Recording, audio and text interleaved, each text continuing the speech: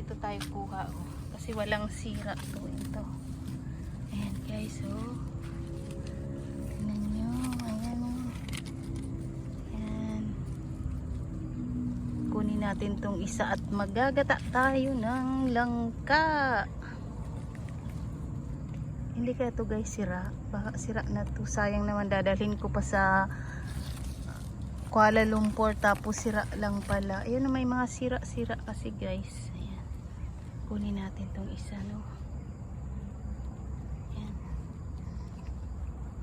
Ting ting ting. Ayan na guys. Ayan na guys. Tinusok ko yan. Yeah. Ayan. Langka. Magagata tayo ng langka guys. Tapos na ako guys magkayod ng nyug, 2 piraso. Ayan, magugulay na po tayo ng langka, ginataang langka. Ayan guys, oh. Ayan guys, magagata na tayo. Lalagyan nating maligamgam na tubig para makuha natin yung kakanggata. Ayan.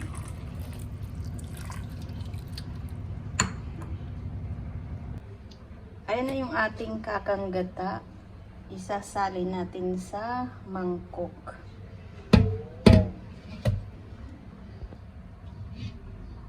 Ayan guys, salain na natin.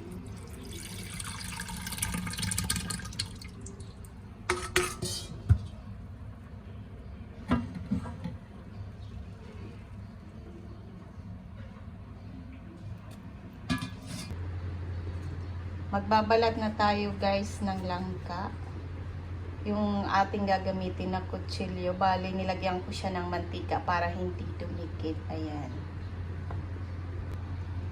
Tapos na tayong magbalat ng ating langka. So, magugulay na po tayo. Ayan. Maghihiwa na tayo ng ating langka. Ayan. Hindi pa matigas yung langka, so gugulay natin na kasama ang buto kasi malambot pa yan. Ayan. Magluluto na tayo ng ating ginataang langka. Ayan yung pangalawang gata natin. Lalagyan natin ng asin at syempre, di mawawala ang ating masarap na magic sarap. Magic talaga ang sarap. Ayan guys. After many years, makakain ulit tayo guys ng ginataang langka. Ayan na yung ating hiniwa na langka. Ayan. So, ilagay na natin. Ayan ang lutong probinsya na talagang kahit dito sa Malaysia, hindi nyo yan pupwede makalimutan. Mag-a-only rice po tayo mamaya. Ayan. Antayin lang po natin na kumulo ang ating ginataang langka.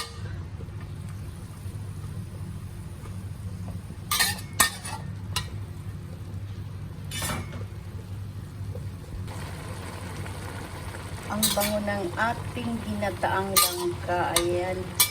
Dahil sa nilagay natin na lemongrass. Masarap po sa ginataang langka kapag may tanlad or lemongrass.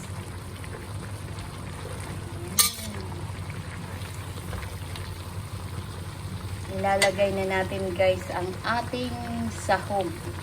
At dahil lutong probinsya, ay yan ang ating sardinas.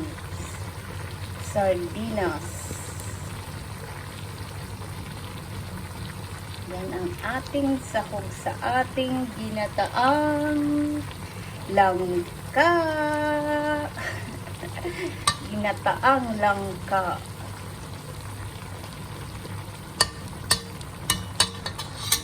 Antayin lang po natin na matuyo yung unang gata bago po natin lagyan ng panghuling gata. Yan.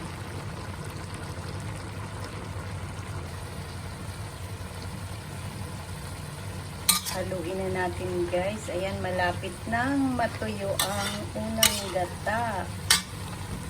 Ay, napakabango guys.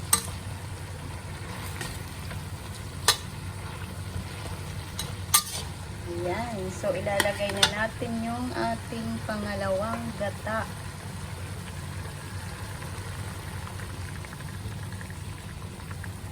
Only rice is coming.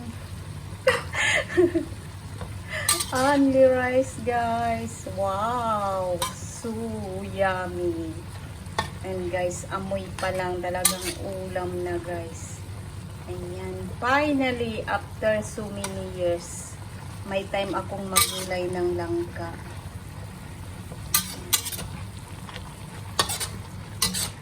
Langka lang guys, sapat ng pang-only rice. Ayan. Dito sa ibang bansa talagang hahanap-hanapin natin yung pagkain Pinoy. At ito nga po ang isa sa mga paborito kong gulay. Ginataang langka with sardinas.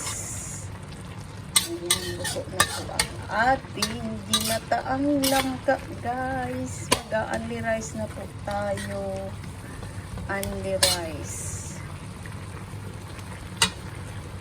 Ayan, tikman na po natin kung tama na yung nilagay natin na asin kanina.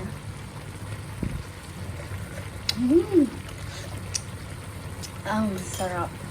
Ayan guys, may panibago na naman tayong ulam ngayong araw. Hindi puro Chinese food, hindi foreign food, ayan, kundi Filipino food. Ayan, yung ating sardinas, paghiwa-hiwalayin natin.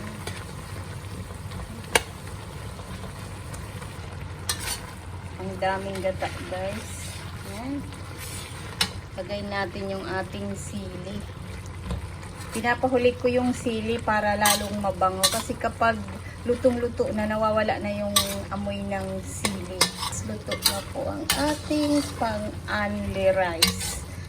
Ginataang langka. Oh, di ba? Sinong gusto diyan, guys? Pumunta na kayo dito. Napakabango pati ng lemongrass. Ayan. Off na po natin ang ating kalan dahil kakain na po tayo.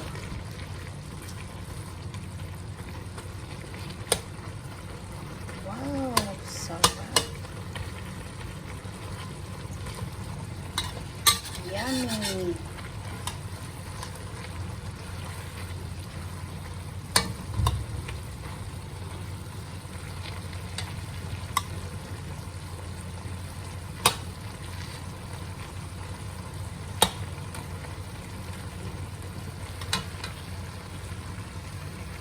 Ayan na guys, yung ating gulay na langka. Kakain na po tayo. Mayroon po tayo ditong Coca-Cola.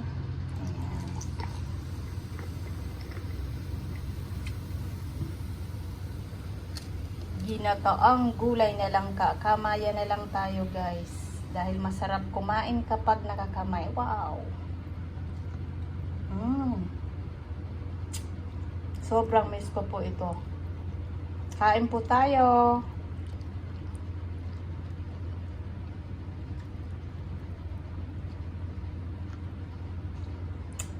Ito po, sardinas.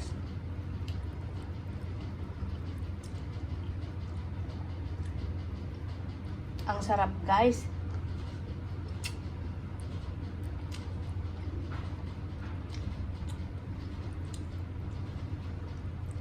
Di ko na matatandaan kung kailan ako huling kumain ng gulay na langka. So ngayon nakakain po ulit tayo. Yummy.